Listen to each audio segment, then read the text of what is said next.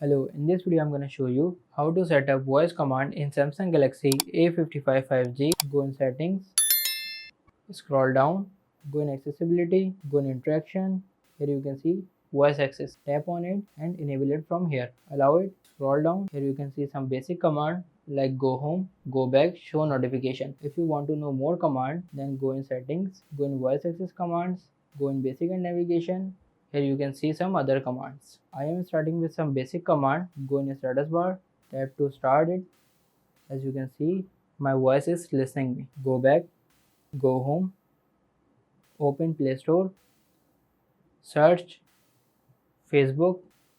As you can see, now if you want to stop this command, go in status bar here, tap to pause it. As you can see, now voice is listening no more. This is how you can set up voice command in Samsung Galaxy A55 5G. If this video helps you, please like this video and subscribe the channel.